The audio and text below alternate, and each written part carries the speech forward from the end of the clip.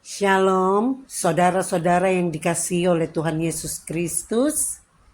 Kita ketemu lagi dalam renungan sejenak. Hari ini kita akan berbicara tentang pertobatan menghasilkan pemulihan. Kita buka firman Tuhan dalam Mazmur 51 ayat 9 sampai dengan ayatnya yang ke-11. Dikatakan demikian, sembunyikanlah wajahmu terhadap dosaku, hapuskanlah segala kesalahanku, jadikanlah hatiku tahir ya Allah, dan perbaharuilah batinku dengan roh yang teguh. Janganlah membuang aku dari hadapanmu, dan janganlah mengambil rohmu yang kudus daripadaku. Saudara, latar belakang Mazmur ini adalah kejatuhan Daud ke dalam dosa dengan Batseba. Dosa Daud tidak berhenti sampai di situ saja, ia bahkan membunuh Uria suami Batseba untuk menutupi persinahannya dengan perempuan itu. Tetapi Tuhan tidak membiarkan Daud terus melakukan dosa, dan melalui Nabi Natan Tuhan menegurnya. Hati Daud hancur, ia datang ke hadapan Allah dengan pengakuan dan penyesalan yang mendalam. Kehancuran hati Daud ini dipandang Allah sebagai korban sembelihan yang berkenan kepadanya. Daud menunjukkan penyesalan yang mendalam dan hatinya menjadi remuk. Ia berseru kepada Tuhan, memohon pengampunan. Dia katakan, sembunyikanlah wajahmu terhadap dosaku. Hapuskanlah segala kesalahanku. Janganlah membuang aku dari hadapanmu. Dan janganlah mengambil rohmu yang kudus daripadaku. Saudara, kita melihat bahwa Daud mengakui dosanya dan Tuhan berkenan kepada pertobatan Daud sehingga Roh Allah itu tetap menyertai Daud. Dan Daud mendapatkan perkenanan Allah. Dan ia mendapat pengampunan atas segala dosa dan kesalahannya. Saudara, di sini kita lihat bahwa ketika Daud jatuh ke dalam dosa, dia mencoba menyelesaikannya. Dia mencoba untuk menyelesaikan secara sendiri. Tetapi justru ketika dia melakukan dengan pikirannya sendiri, maka kejahatan muncul dan ia melakukan dari satu dosa kepada dosa yang lain. Tetapi ketika dia mengakui dosanya di hadapan Tuhan, maka Tuhan memberikan jalan kepada dia dan Tuhan melihat bahwa hatinya ada penyesalan yang dalam dan Allah mengampuni dia.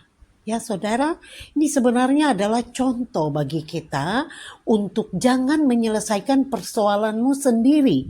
Tetapi mari datang kepada Tuhan, minta ampun kepada Tuhan atas dosa dan kesalahanmu. Sehingga Allah membuka jalan, Allah memberikan pengampunan kepada kita.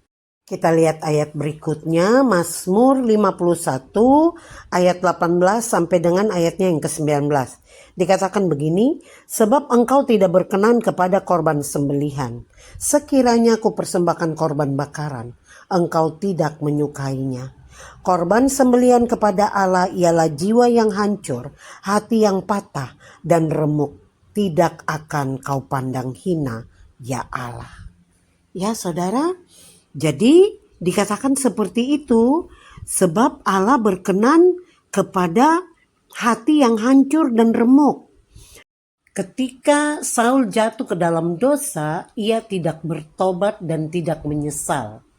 Tetapi ketika Daud jatuh ke dalam dosa, dia bertobat sungguh-sungguh, minta ampun kepada Tuhan dan minta kasih karunia Tuhan kepadanya.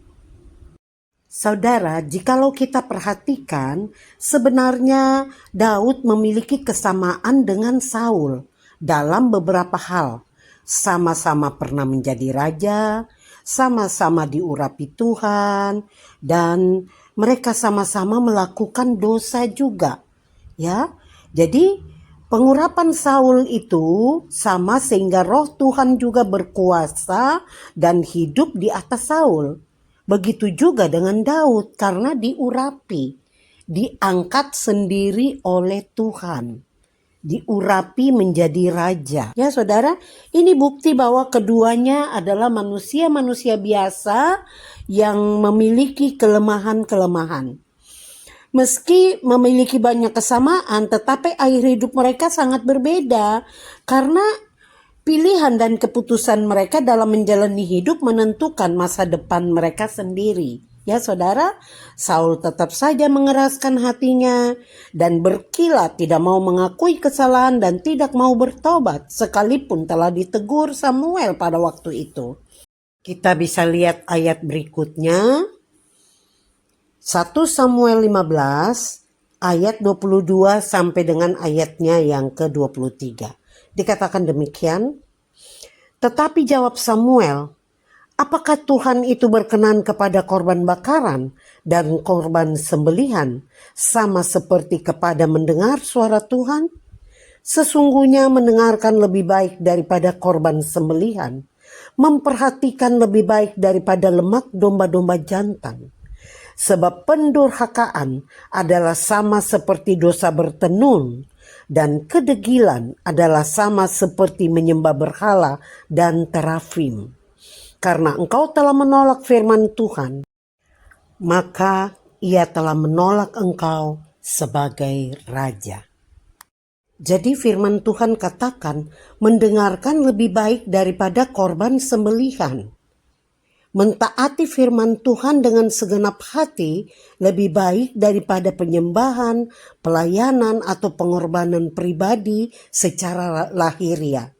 Dosa Saul telah menempatkan pemahamannya sendiri tentang apa yang benar di matanya di atas daripada pernyataan firman Allah. Ya saudara, jadi dikatakan seperti itu ya, bahwa Saul telah menolak Tuhan, maka ia ditolak juga oleh Tuhan menjadi raja. Akibatnya roh Allah undur dan meninggalkan Saul, dan ia pun harus kehilangan taktanya. Berbeda dengan Daud ketika ia ditegur oleh Nabi Nathan perihal dosa persinahannya, berserulah Daud kepada Tuhan memohon pengampunan kepada Tuhan. Ya, dan Tuhan berkenan kepada pertobatan Daud itu sehingga rohnya pun tetap menyertai Daud. Ya, jadi Tuhan mengokohkan takhta kerajaan Daud sedangkan hidup Saul berakhir tragis. Ya, saudara. Di sini kita melihat bahwa kita memiliki respon ketika ditegur oleh Tuhan menentukan masa depan kita dan posisi kita di dalam hidup ini dan bagaimana kita berada di dalam kehidupan yang kekal. Ya saudara, jadi saat kita disadarkan kita telah melakukan satu kesalahan, segera datanglah kembali kepada Tuhan, merendahkan diri, berdoa mohon ampun, bertobat dan berbalik dari kesalahan kita. Maka Tuhan akan mengampuni dan memulihkan keadaan kita. Ya saudara, kita bisa lihat ayatnya, 1 Yohanes 1 ayat 9. Dikatakan demikian, jika kita mengaku dosa kita, maka ia setia dan adil, sehingga ia akan mengampuni segala dosa kita dan menyucikan kita dari segala kejahatan. Ampunan dosa itu sangat penting. Ketika kita mengakui dosa kita di hadapan Allah, maka Allah kita itu setia dan adil. Dia akan menyucikan hati kita dari segala kejahatan dan mengampuni dosa-dosa kita. Jadi kita mengakui dosa menghasilkan pengampunan dan pendamaian dengan Allah serta penyucian dari kesalahan dan kebinasaan karena dosa. Jadi saudara, kita dapat belajar dari Daud yang segera berlutut di hadapan Allah untuk mengakui dosanya dan bertobat kepada Allah yang pengasih, dan ia percaya dengan sungguh bahwa hanya Allah yang dapat mengampuni dosa-dosanya. Dia sungguh-sungguh mengaku dosanya dan bertobat. Dan kita harus mengingat selalu bahwa Allah tidak akan memandang hina hati yang patah dan remuk, Semua orang yang telah berbuat dosa besar dan dikuasai oleh rasa bersalah dapat menerima pengampunan, penyucian dosa dan pemulihan dengan Allah jikalau mereka menghampiri Dia dalam sikap yang sungguh-sungguh mau bertobat. Permohonan Daud yang datang dari hati yang hancur untuk memohon pengampunan dan pemulihan berdasarkan kasih karunia Allah. Maka kemurnian kasih itu tidak pernah gagal dan belas kasihan Allah itu memberikan pertobatan kepada Daud dan memulihkannya. Firman ini mengajarkan tentang kasih dan keadilan Tuhan yang selalu siap mengampuni dan menyucikan kita dari dosa. Asalkan kita mau mengakuinya dengan tulus, dengan sungguh-sungguh. Ini mengingatkan kita bahwa tidak ada dosa yang terlalu besar yang tidak dapat diampuni oleh Tuhan. Jika kita benar-benar bertobat, maka Tuhan membuka hatinya untuk menerima kita kembali. Selain itu, firman yang kita bahas ini juga menunjukkan karakternya Tuhan yang setia dan adil. Kesetiaannya memastikan bahwa Dia selalu berada di sisi kita, sementara keadilannya memastikan bahwa pengampunan yang diberikan bukan tanpa dasar, melainkan karena pengorbanan Yesus Kristus di kayu salib. Ini memberikan kepastian bahwa pengampunan bukan sekedar harapan kosong, tetapi adalah janji yang pasti. Jadi saudara, pertobatan menghasilkan pemulihan dari Tuhan karena dalam pertobatan ada pengampunan dosa. Akan terjadi transformasi atau perubahan dalam hidup kita dan hubungan yang lebih dekat lagi dengan Allah. Karena pertobatan merupakan jalan kembali kepada panggilan Allah untuk kita kembali kepadanya. Jadi pertobatan memungkinkan kita untuk memperoleh penebusan dosa dari Tuhan Yesus Kristus. Pertobatan sejati adalah pengganti pikiran manusia menjadi pikirannya Kristus. Demikianlah kebenaran firman Tuhan ini. Tuhan Yesus memberkati kita. Amin.